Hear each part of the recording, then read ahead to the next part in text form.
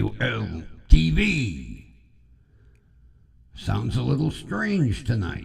What's going on here? Hold on a minute. I'm getting an echo. I don't like echo. Why am I getting an echo? Somebody has been messing with the soundboard again. Station WDWL TV, located on Grumpy Vulture Boulevard. And my personal studios are located on Grumpy Old Man Road, just in case you want to visit. I've extended the invitation.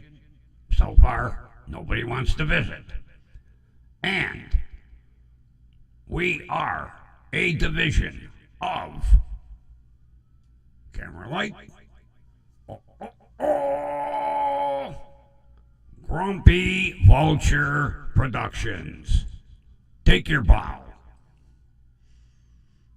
Okay, look at the camera. There you go. And we are live, broadcasting from Studio A with Grumpy's Sunday recap. Aimless chatter. Yeah. This is one of those shows where I didn't have a script, so whatever pops into my head will pop probably right back out. Sucks to be old. I was doing some thinking about yesterday after watching that video of the idiot that had the crash. He loses control on the freeway, goes from the left lane all the way to the right lane, hits the guardrail, flips over the guardrail, the car rolls down the embankment and comes resting somewhat on its roof. But it was at kind of an oddball angle where the fire department had to shore up the car so it didn't roll down the rest of the way. Rescue arrives. They go over to the passenger side of the vehicle. There's no way they can get anything open due to all the damage, so they bust out the window. Now, mind you, these airbags, they're like giant curtains. So they cut the airbag away. The fireman, paramedic, shines his light in the car. Here's this guy scrambling around inside the car. So the paramedic asks him, how badly are you injured? He goes, oh, I'm all right. Give me a minute. Well, the minute, which everybody thought was to compose himself, the minute was basically for him to locate his cell phone and turn it on so he could film his own rescue. Yeah. Wasn't concerned with his injuries. He just wanted to make sure he could film his own extrication from the vehicle. Now, mind you, the firemen and paramedics say, hey, can you put the cell phone down, so we can help you get out of the car? No, don't worry. I'll be able to get out. And they were like, well, let us help you. Put your cell phone down. No, I'll be all right. And he he crawls out of the car, making sure that the camera is on him at all times. Then they help him stand up, and they walk him down to the bottom of the embankment to put him on the stretcher. Meanwhile, here he is, camera filming his rescue after his collision. They put him on the stretcher. Now he's got the camera this way, so he can talk to the camera. At which point, he spots a news crew. Now, the job of the news crew is to film the news. This is news. He's like, no, no, no camera, no camera, no camera. He didn't want the news crew filming so that he could, he could film himself, put it on his social media, and beat the news to his own scoop of his own news story. They loaded him into the ambulance as the news crew is filming.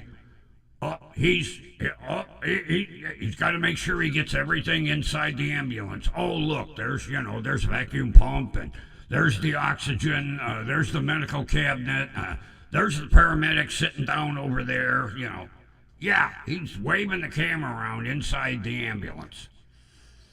I'm like, this younger generation has got to screw loose. No, I would say not a screw loose. They're all loose.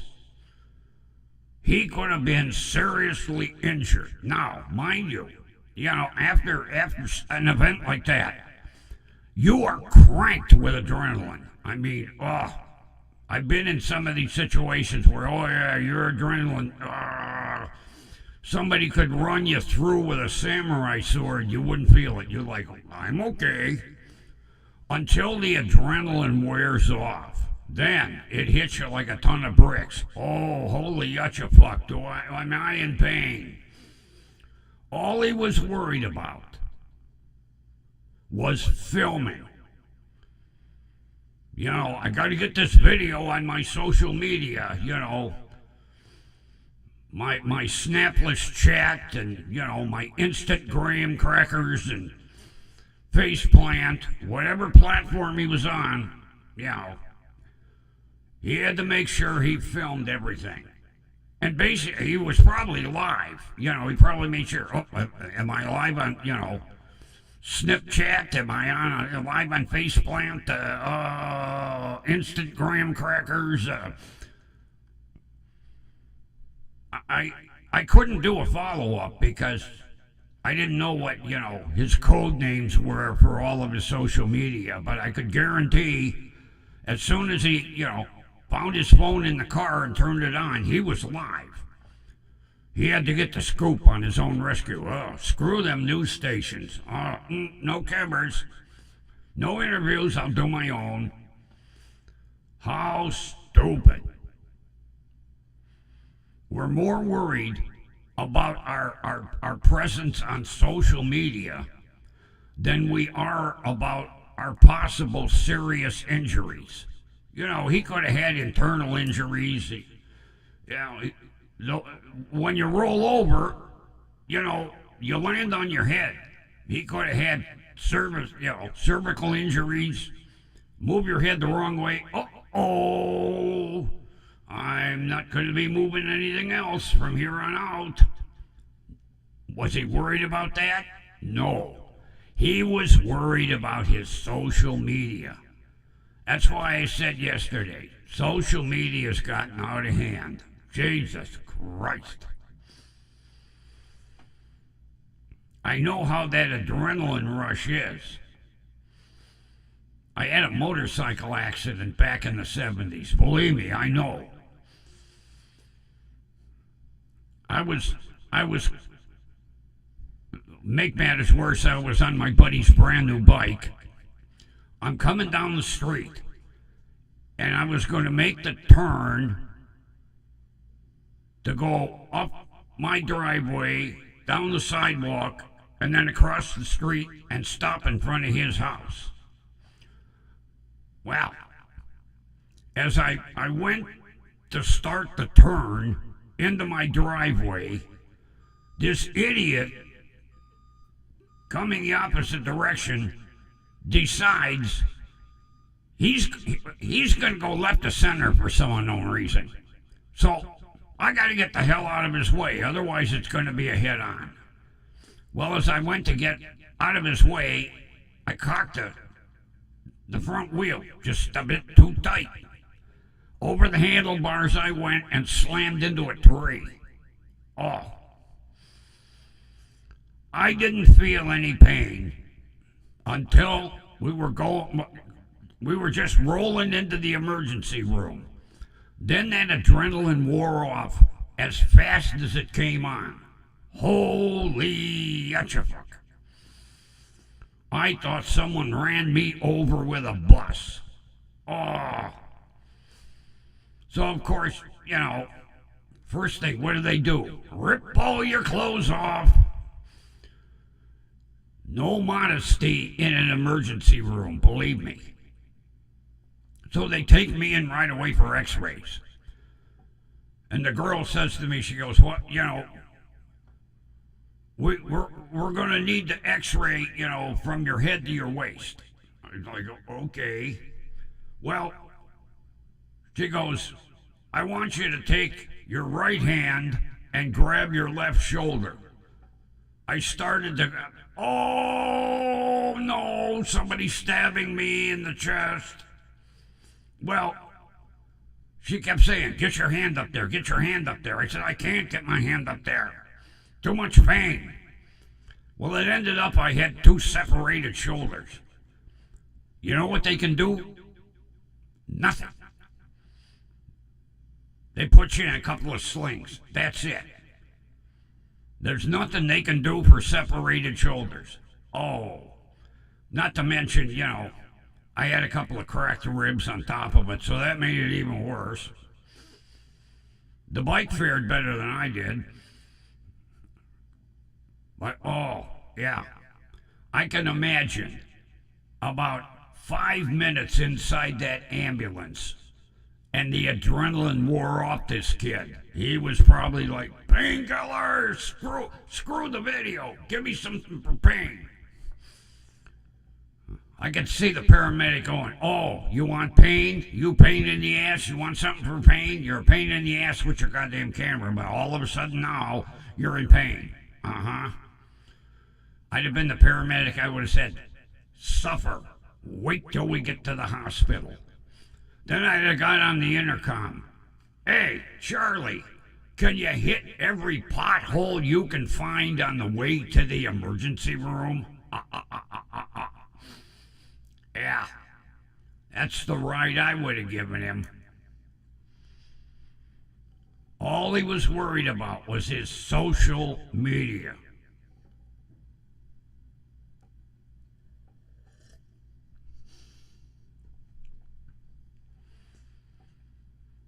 I'm going to try to find the video.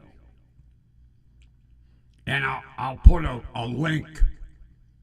As soon as I find it, I'll put a link in the header so that you can go watch it for yourself and watch this idiot being worried about, his social media not being rescued.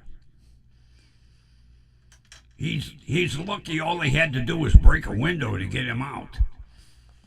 Although, I'm sure he would have enjoyed if they would, had the chop saws out and the jaws of life and everything. I was like, "Whoa, look at this. They're going to saw me out. Oh, now they got these big chompers that are going to chop my car open."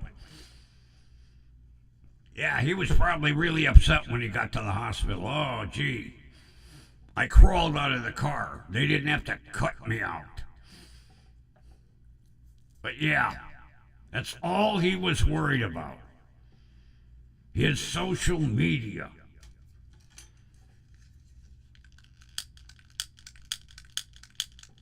Come on. I always forget. My huge air movement device in the ceiling. Yeah, the corporate offices, the CEO, he has air conditioning. What do I get? A ceiling fan. And then they say, "Oh, you're hot? Turn the fan up. I've got it on high. I need air conditioning. Turn the fan up. It's up all the way. Turn it up anyway. I can't get it any faster. It doesn't have a jet engine in it." Yeah. They get air conditioning. I get a ceiling fan. Matter of fact, the guy that installed it called it an air handler. Oh, give it an impressive name. They're not ceiling fans anymore. They're air handlers. Well, Mr. Grumpy, your air handler is done. Oh, really? Well, let me see it. Looks like a ceiling fan. Oh, no. That's the old name. Your generation. The new generation calls it air handler. How do you control it? Well, unfortunately, it's same as your generation. Pull chain. Oh, I don't even get a remote control air handler. Oh, this cheap organization. But at least I got that much. I was waiting for him to bring in one of them little battery-powered fans, the ones you can clip to the brim of your hat, There you go. There's your cooling unit. That's it? Uh-huh. It's all you could afford?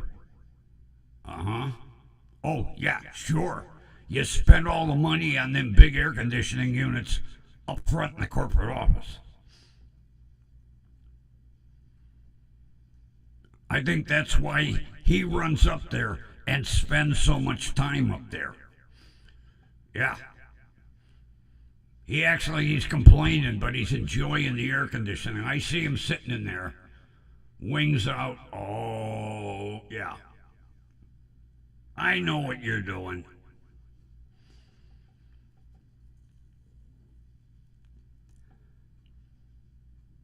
When I come in tomorrow, the hotline will be ringing because I embarrassed him again on the stream. I'll come in, the little light will be flashing. Grumpy old man. Is this the grumpy old man?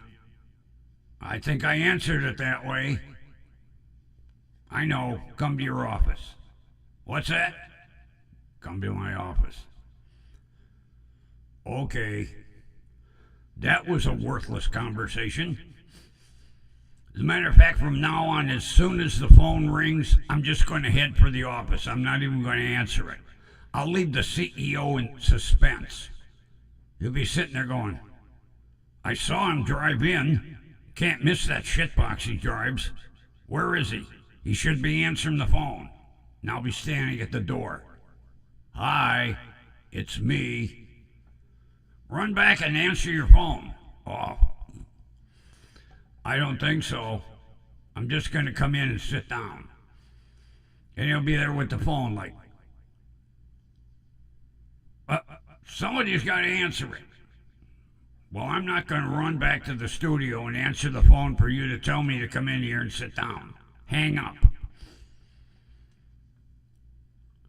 Why did we install a hotline?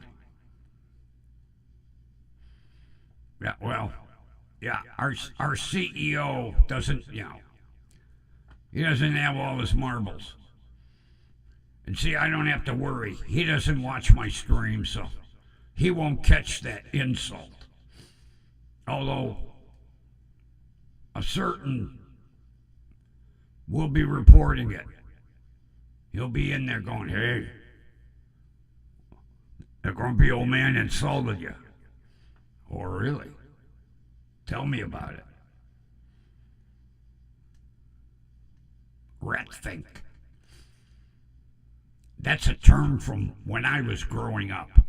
It was a big term back then. Rat think. You're a rat think. They even had a song.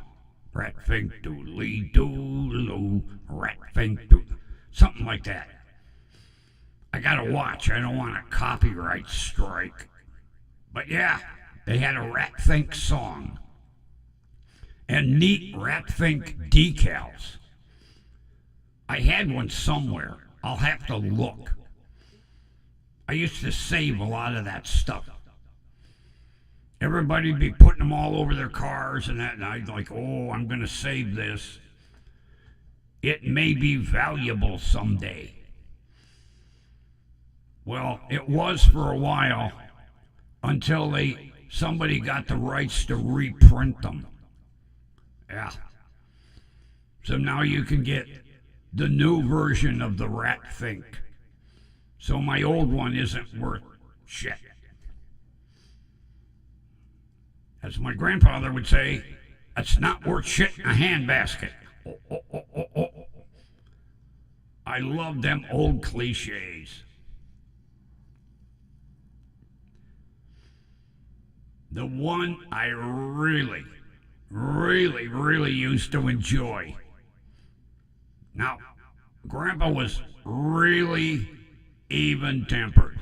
It took a lot to get his blood pressure up. But you always knew when the blood pressure had finally reached that breaking point when he'd tell somebody, go shit in your hat and pull it down over your ears. I always wonder if somebody ever did. Joe told me to shit in my hat and pull it down over my ears. Oh, why did I do that? Because Joe told you to. Everybody used to do what Joe would say. Joe was like the emperor of the West Side Market. I found that out growing up. Mainly because, if the vendors at the West Side Market needed something repaired, and they would call maintenance, the maintenance guys would go, okay, we'll put it on the list. And then they'd crumble the list up and throw it away. So the vendors learned. Ask Joe. Hey, Joe, can you fix that for me?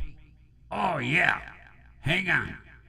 I'll run across the street to the hardware store. I'll be right back. He'd fix it. Oh, what do I owe you, Joe? Don't worry about it. It's on me. That's how I got spoiled on Saturdays. Because, see, Grandpa wouldn't take no money. No, he wouldn't take anything. They'd offer him, like, a big pot roast. Here, Joe. No, it's on me. So then Saturday, when he would bring me with him to the market, all them favors that Grandpa did all week long were repaid. To me. Yeah. And it was always a game. Every Saturday, the same script. Hi, Joe. How are you, Ernie? Hey, Joe, who's that young man next to you? And my grandfather would always, that's my grandson. Really? They always act surprised. It got to be old after a while, except I didn't act that way because I knew the next thing. That's your grandson? Here, have 5 pounds of pork chops. Grandpa fixed my light. Thank you. Then we go to the next stand, the smoky stand. Oh, that was the best. We'd walk up.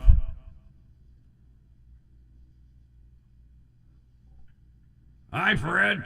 Hi, Joe. How are you? Oh, Joe. Who's that with you? Oh, that's my grandson. Really? Oh, Grandpa talks about you all the time. He says you're a good boy. Here's a 20-pound bag of Smokies. If you want more, come back later. Thank you. Oh, I used to go out of there with bags full of stuff. Because, see, they felt bad that after Grandpa took care of him to fix something, he wouldn't take nothing.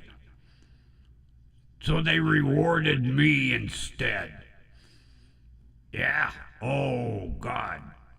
Every Saturday. But it was like a game. I wish these cigarettes were like a game.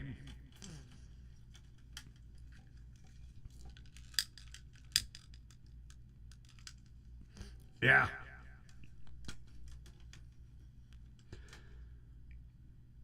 And the funny thing is, all the vendors act so surprised, like it's the first time they ever saw me.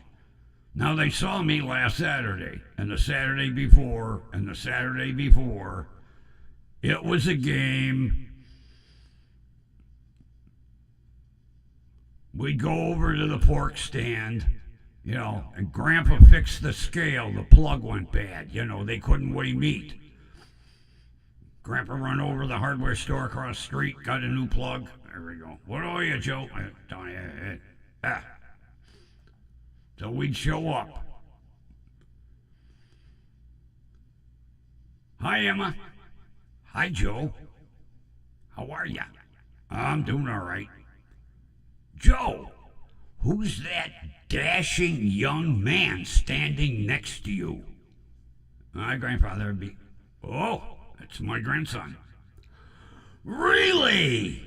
Oh my God, Grandpa talks about you all the time. Here's 35 pounds of spare ribs. If you want more, let me know. Oh, I think I got enough. I'm only 8 years old and I'm having a problem carrying them. That's all right. Grandpa will help you. But every Saturday, same thing. Because during the week, he would fix something at just about every stand. Because maintenance, they didn't do shit. So when we make our normal Saturday morning trip, yep, I got treated like a king. But, like I say, it was the same thing every Saturday. The big surprise. Who's that with you?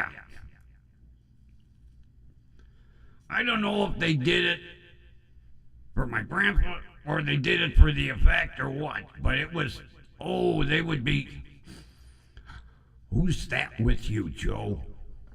It's my grandson. Oh my God, really? You brought your grandson to the market? Now, I was there last Saturday, but you brought your grandson? Oh, hold on. Let me get the kids, the group from the back. Sam, Charlie, Edna, come here. Joe brought his grandson. You'd hear him in the background. Really? They'd all run out.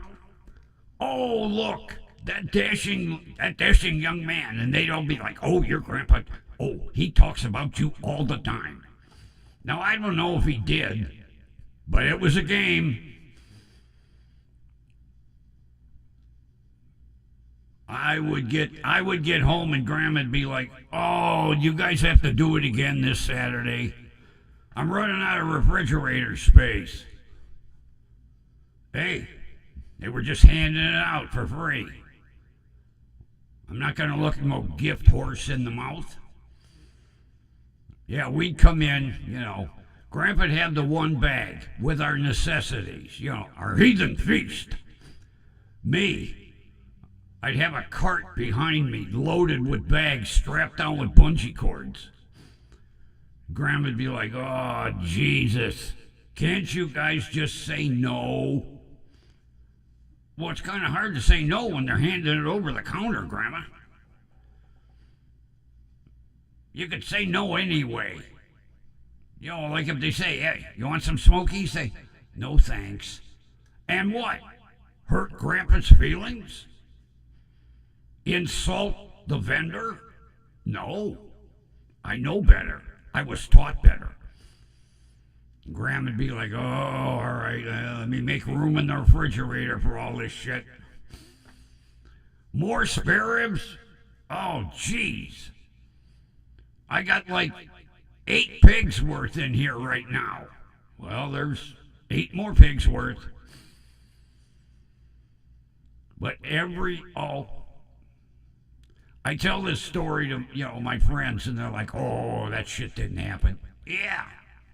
I wish I would have had a recorder so I could have videotaped it, because every single Saturday The same thing, the same surprised look on the vendors' faces, especially Mary back at the bread stand. Oh, she could put on an act. The only thing I didn't care for was she always used to run out and kiss me on a cheek. And she put her lipstick on with a roller. It took Grandma like 3 hours and sandpaper to get the lipstick off my face. Yeah, we'd show up at the bread stand, Grandpa, he fixed the cord on her slicer, so she was waiting for Saturday. We'd show up to get our big round loaf of rye bread, And see, Mary not only had bread, but she had pastries, which was really good for me, because Mary would give us a sugar buzz. Oh, but we'd walk up to the stand, Grandpa would say, hey, rye bread. Okay, Joe, here you go. Oh, and see, the stands were up high. They had to look over the edge. And, I was only, 3 foot tall. So she'd look over that counter. Who's that with you, Joe? It's my grandson. Oh, wait a minute. Oh, she'd run around the edge of the stand and grab me. Oh, Grandpa talks about you all the time. Come here, let me give you a big hug. Then she'd squeeze me until my jugular veins stuck out. And then she'd put that big lipstick kiss on, it was like from the top of my head down to my chin, And then she'd give me like 12 dozen donuts. Here you go. Grandpa fixed my slicer. Oh, here you go. Then we get home and Grandma would be like, oh, gee, Mary kissed you again? Yeah, Grandma, I couldn't avoid it. All right, hold on. I have to go out in your grandfather's shed, get the sander. Oh, no. Yeah, a belt sander to get that lipstick off the side of my face. I don't know what was in it, but it was, God, she'd use turpentine, gasoline, everything under the sun to get that lipstick off. Then she'd go out in the shed, get the belt sander. I'll get it off now. Yeah, you got it off, Grandma. The only problem is now you got to take me to the emergency room and get plastic surgery to put a new cheek on the side of my head. That's all right. It'll grow back. But did you have to do it before the heathen feast? It's going to be a little hard to eat this way. Just eat out of the other side of your mouth. You two heathens can have your feast. And then the payoff, when Grandpa unwrapped the Limburger cheese. Oh, you gotta bring that stinky shit. Can't you get a different... what's wrong with cheddar? Well, a rye bread, onion, and cheddar sandwich, that don't work. It's a rye bread, onion, and Limburger. Oh, and she'd be standing at the door with her apron, fanning the stink out of the kitchen. You two heathens. See, she called us that because we didn't use knives, forks, or plates. No. We laid the butcher paper all over the kitchen table, and then we just broke off stuff with our hands. Like the smoked fish, tear off some bread.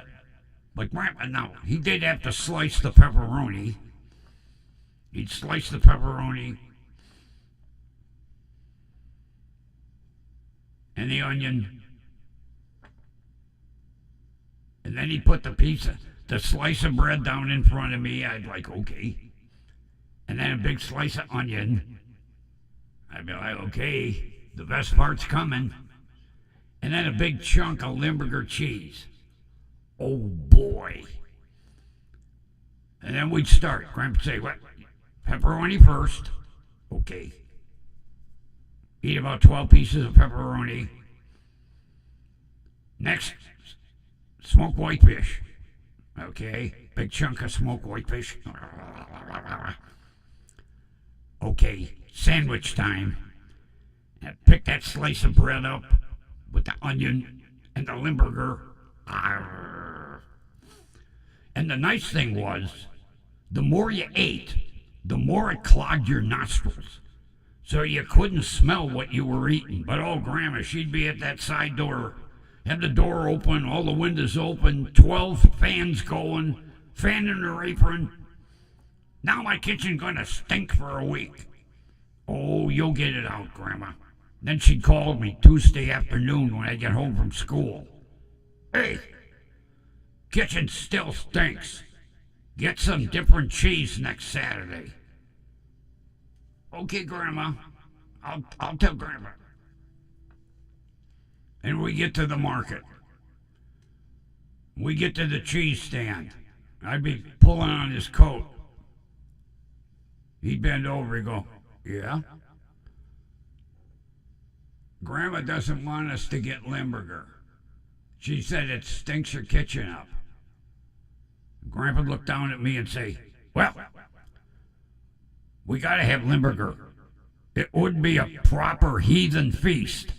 I just look up and say, yeah, you got that right. And then he'd tell the girl at the cheese stand, give me a chunk about that thick.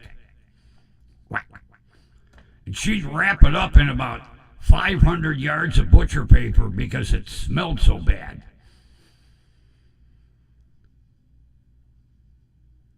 And then we get home and unwrap that Limburger cheese. Between that and the smoked whitefish, oh. When we get the chunk of smoked whitefish, every stray cat in the neighborhood would follow us home like, oh boy, I hope they give us some.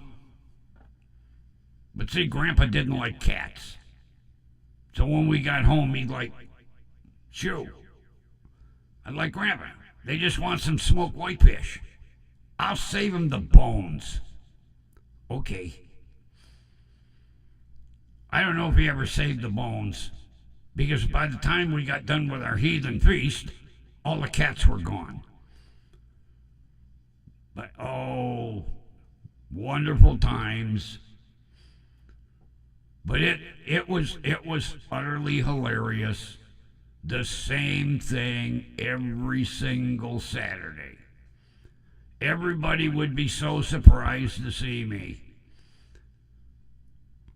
I really wanted to say, I was here last Saturday. How come you're so surprised? But then I'd ruin it, especially at the smoky stand. I didn't want to piss anybody off. You know, they would reduce it from a 5-pound bag of Smokies down to 1 pound. I'd be like, oh, because I liked Smokies. I used to sneak them into my bed at night. Eat Smokies. I'd put the blanket over my head with a flashlight. I'd be eating Smokies. Every now and then my mother'd catch me. I'd be under that blanket eating a Smoky, and then it would be whack! Oh, the wooden spoon. Oh, God damn it, you broke my skull. You eating Smokies in there? Now I duck them real quick. No, I was reading a book.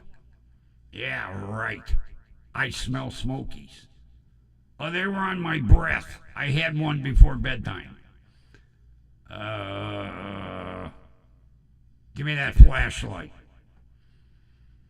My mother would take the flashlight away. But what she didn't know is I had 4 more under the bed. Because you got to see, how many Smokies you're eating. You don't want to eat them all in one night. You had to ration them out, from Sunday to Friday, so that you could get a refill on Saturday. I once tried sneaking a piece of smoked whitefish in bed. That didn't work out too well. No. So it was just the Smokies. But it was fun every Saturday. Even when I was getting ready to graduate high school, the same thing. It never changed. I just got bigger. Joe, who's that big guy standing next to you? Because by now, I was taller than Grandpa. Him? It's my grandson. Oh, really? Oh, my God. Grandpa talks about you all the time. Have him pull the car around back. We've got a cartload of Smokies. They're in a tote. He'll load them for you. All right, tell Grandpa, hey, we got to pull around back. There's a tote full of Smokies waiting for us. Okay. By then it had gone from the Nash Rambler to the Mustang GT. Yeah. Grandpa had a 68 Mustang GT. Never knew what GT stood for, why the car had GT on it, why it had that big engine, that loud exhaust, with the manual, the automatic transmission. That's what ruined it. Didn't care that it was a GT. Not at all. They bought it because Grandma liked the color.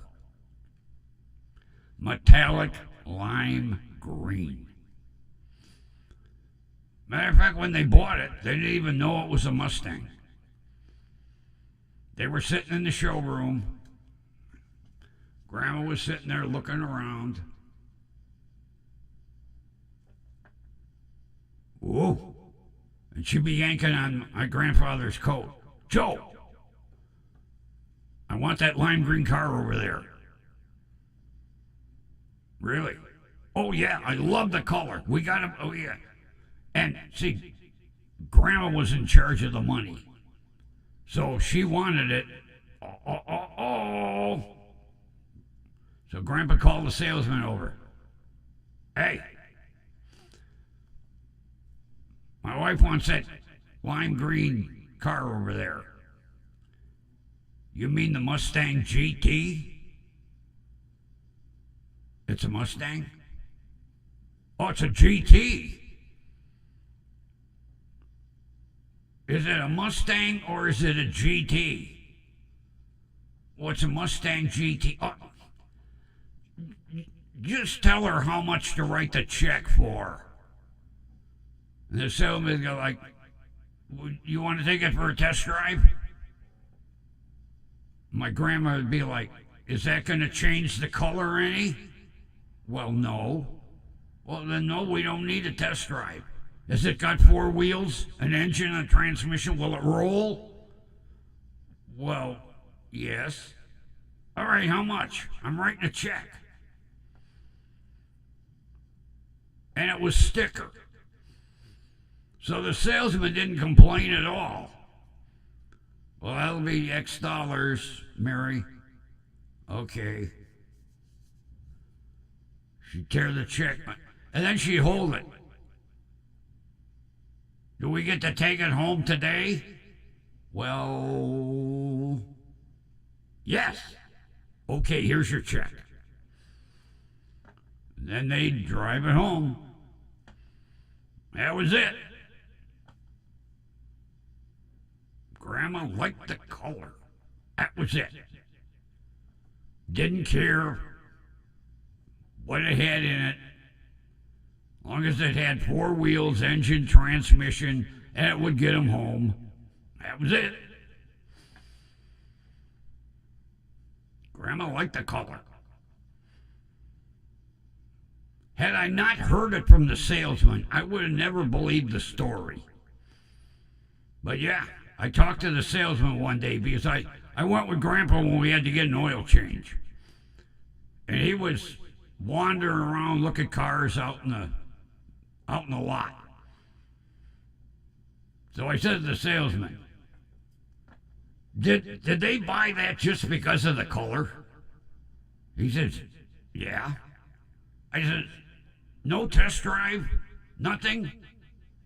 Salesman said, we didn't even go into my office. Grandma pulled the checkbook out, laid her purse in her lap, and waited for me to give him a figure. And he said, oh, was I happy to give him the figure? Because I sold it at full sticker. I didn't have to discount the car at all. Grandma just said, how much? I told him. She said, here you go. The only salesman in the dealership ever to sell a car at full sticker because they didn't care. Grandma liked the color. That was it. Verified by the salesman that still had the smile on his face for selling a car at full hit. No discount whatsoever. No haggling, nothing. Give me the price. He walked over, he got the sticker price, added the sales tax, the license transfer, and said, here's the bottom line, Mary. She's okay. Hang on while I write the check. And she wrote the check.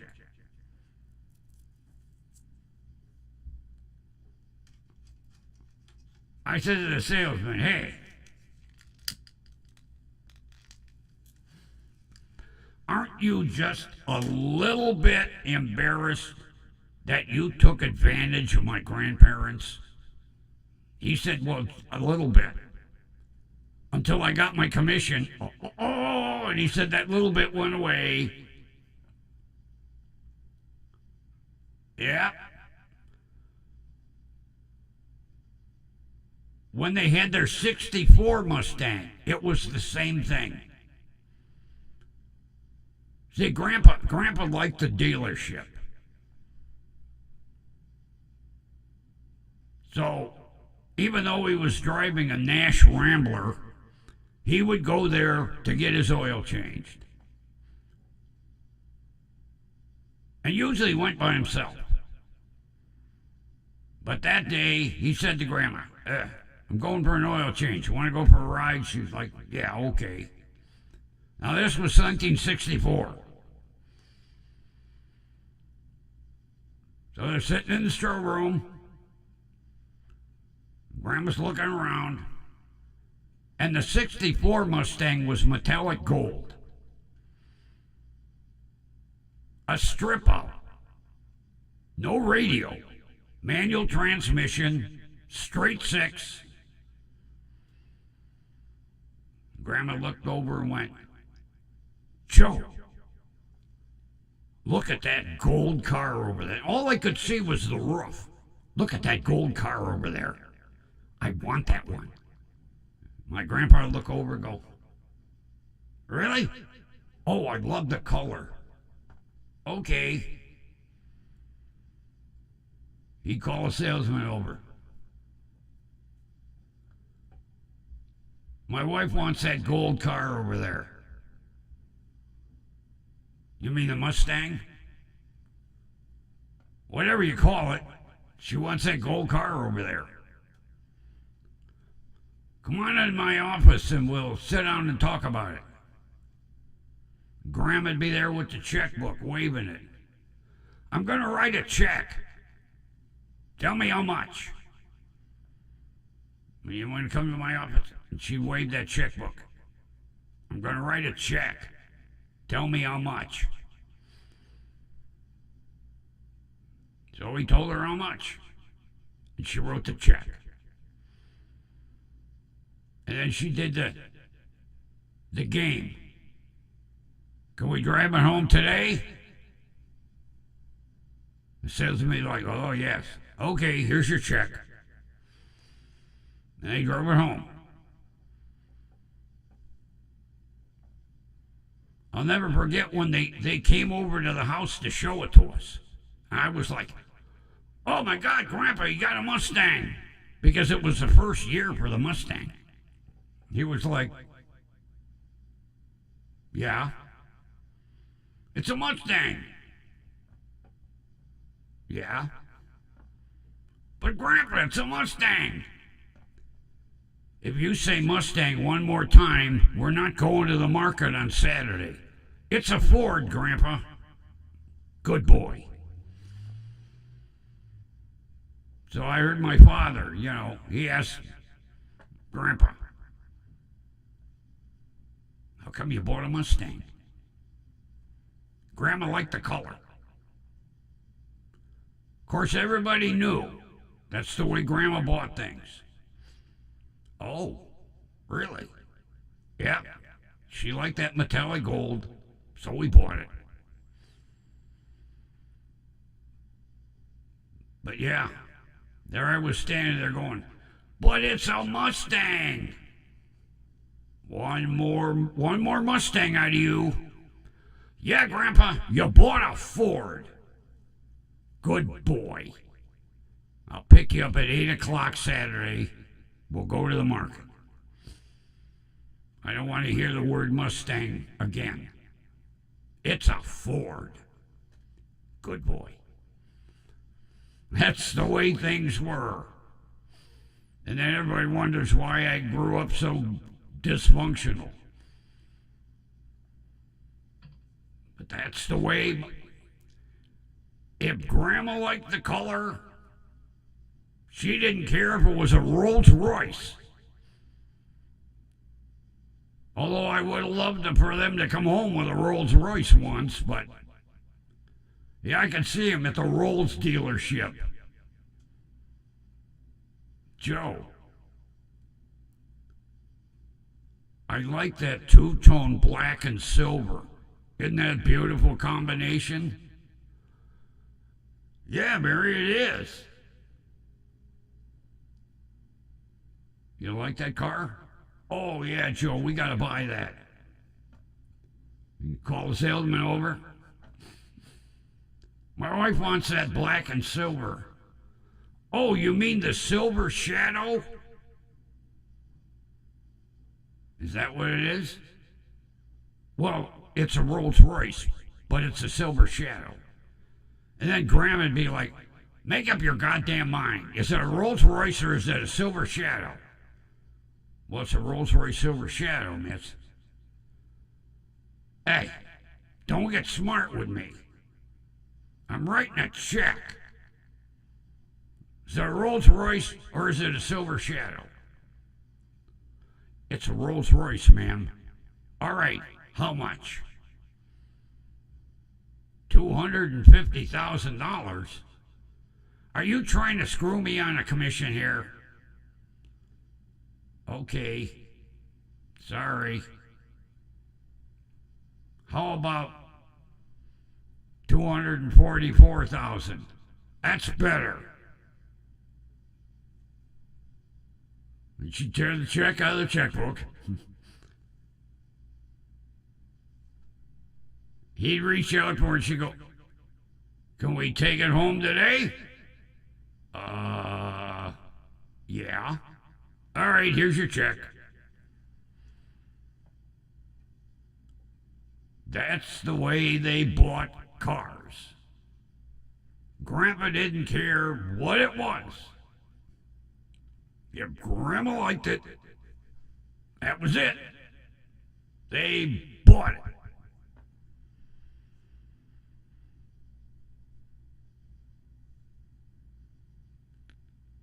Thank God every time they went in the dealership, there was a color she liked. His Grandpa would have never had a new car.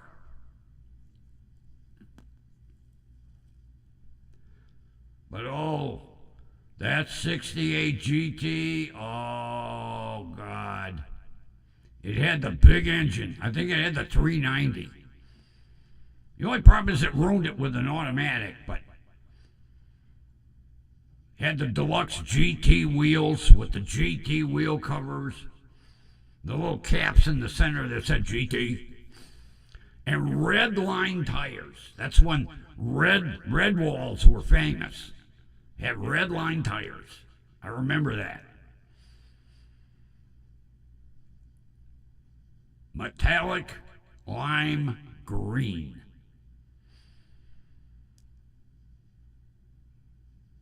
Grandma liked the color. I always said, thank God it wasn't a dump truck. Oh, jeez. She'd have been like, I like that lime green thing over there. Well, that's a F-350 dump truck. I don't care. I like the color.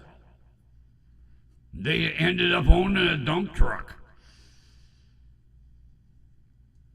Never got up. Stayed in her chair. Just looked across the showroom. I like that lime green one way over there in the corner. You want to see it? I can see it from here. It's lime green. I like the color. How much? You want to go for a test drive? No. I'm looking at it. I don't need to ride in it. I'll be riding in it until we buy the next one. Okay. I'm writing a check. We'd like to go home. Give me the figure. He'd total it up and come over, and here we go. Okay. She always had this weird purse. It was like a box. Nice hard surface. She'd pull the checkbook out and write that check. And then play the game with the salesman back and forth. Can we take it home today? And the salesman finally got the hint. Yes. Okay, here's your check.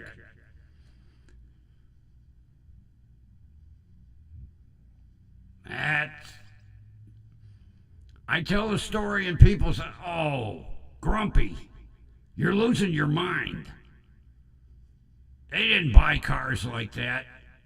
Yes, they did. The only problem is, I wish I had it on videotape. And then I tell a story, and people would go, oh, you're pulling our leg. Roll the tape. Oh, really? They did buy a car that way. Yes, they did. And Grandma would tell everybody, her church friends, her book club, we got a new car. Really, Mary? Yeah, it's lime green. Metallic lime green. I like the color. Well, what is it? It's a metallic lime green car. That's it? Yep. Well, what if we want to go buy one? Well, then go out and look at it. It's a lime green car. Was it a Ford, a Chevy, Oldsmobile, Pontiac? I don't know. Let me think. It's a GT. Oh. Where do I buy a GT? I don't know. Some dealership somewhere. They sell cars. Lime green ones. That's the way it would be. That's just the most screwed up. Oh. But I didn't care about all that. Just as long as we went to the market 8 o'clock on Saturday. So I could come home with a shitload of freebies. And with a shitload of freebies, I think it's time to figure out what kind of dinner I'm going to have. Since I don't get all them freebies anymore, I have to go out and buy my own stuff now. But it was fun. What do you say? Sign off time? Yeah? Okay. And with that, I'll chat with you tomorrow. See you, bye.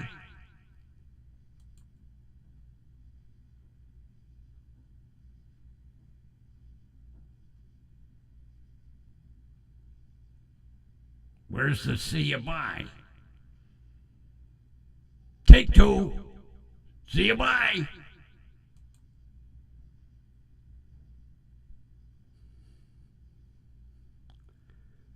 What's wrong with my clicker? Take three.